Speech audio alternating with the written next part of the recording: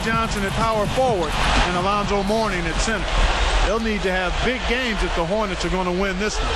And as we look at this Bulls team, of course, we mentioned Michael Jordan and Scottie Pippen, the 6'2" B.J. Armstrong at point guard. And up front, Horace Grant and their center, Bill Carter. The lineup for the Hornets, 5'3" Muggsy Bogues running the show at the point guard. Kendall Gill in at the shooting guard. Swingate in at the 3, the small forward. And their talented young front court tandem, Larry Johnson out of UNLV and Alonzo Mourning out of Georgetown. Got a piece of it and stolen by Bogues. That right there might be what Muggsy did better than anything else. All-time leader for the Hornets in steals. Armstrong kicks to Jordan. Over Bogues. And Jordan gets it to go. Jordan's got 5 now. Now, guys, if you were trying to, in a nutshell, describe what made Jordan so special, what would you say? Well, a lot of attributes. I mean, his competitive spirit, his unique physical gifts. I mean, the guy was a tremendous basketball player. You add on top of that, tremendous athleticism as well. He's a guy who could jump, he was strong, tremendous drive and focus.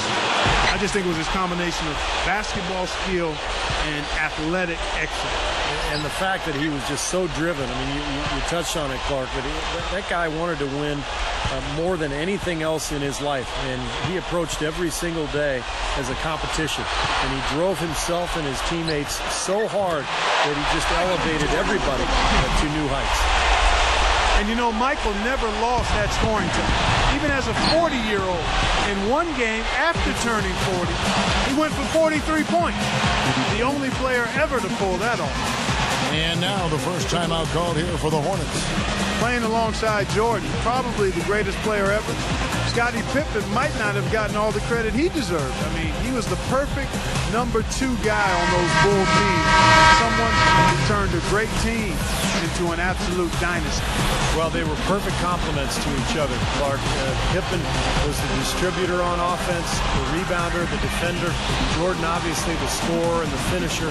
But their styles really complemented each other. And together, they formed one of the great defensive tandems on the perimeter in NBA history.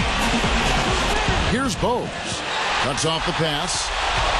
You know, his head was on the swivel that time, and he was able to anticipate that pass. And slam dunk by Jordan.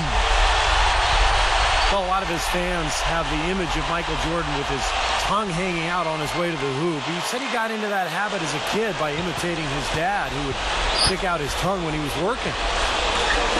And stolen by Jordan. I can't tell you how many times I saw Michael do that.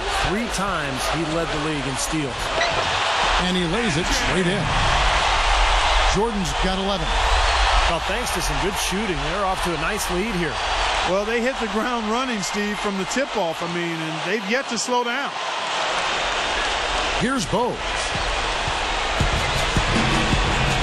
I got to give it up to Muggsy. I mean, standing as small as he did, he just was so effective out there and a great defensive player. You know what? Even as a bigger guy myself, you've got to have tremendous respect for Muggsy. I mean, he was so strong for his size that his height almost was an afterthought. Tell you what, they just cannot miss out there. And the defense looked shell-shocked. I mean, they've been powerless to slow him down. No effect at all. And there's the turnover. Pass going out of bounds. Boy, they couldn't hook up there on what's really a pretty basic pass.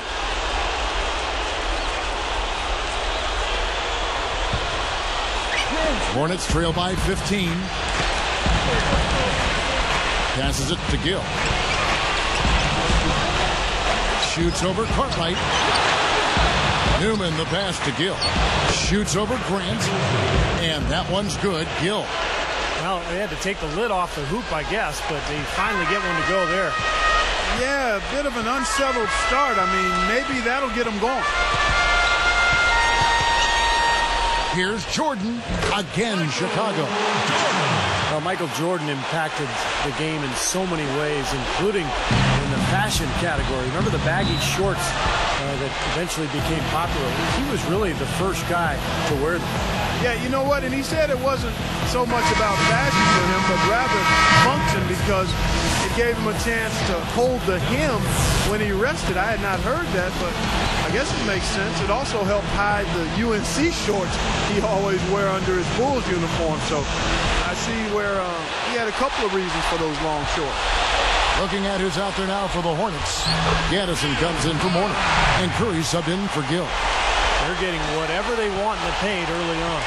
Well, doing work inside. That's why they've been able to build the lead. They've been playing smash mouth basketball. Now here's Johnson, looking for his first bucket of the game. Oh, Larry Johnson at 6'7" and incredibly strong. He was a ferocious dunker. He dented a rim or two over the years. Jordan against Curry. Curry against Jordan. Pulls up on the wing. And the Bulls tack on two more. Steve, you were one of the fortunate few who played with Michael Jordan. How was he as a teammate? Well, Clark, he was incredibly demanding. I mean, he was such a leader, and he drove everyone so hard in practice on a daily basis. And it was not easy. I mean, he would get on you if he didn't think you were bringing it. So he really forced everybody to lift the level of their game. To the middle. Outside Pippen from past the arc. And again, it's the Bulls from deep. Defensively, this team is just giving up way too many open looks. You're exactly right. And to battle back, they've got to shore that defense up, Steve. 5 seconds separating the shot and game clocks. It's stolen by Johnson. And here's the fast break. Stolen by Pippen. Armstrong dishes to Pippen. From deep, Jordan. That is good. Jordan's got 18 points. Great start here early on, but they've got to continue to play well to maintain that lead. Boy, I tell you what, really nice start for him here, guys. Getting after it at both ends of the floor, you got it like that. We're at the end of the first quarter, and what a blowout already in this one.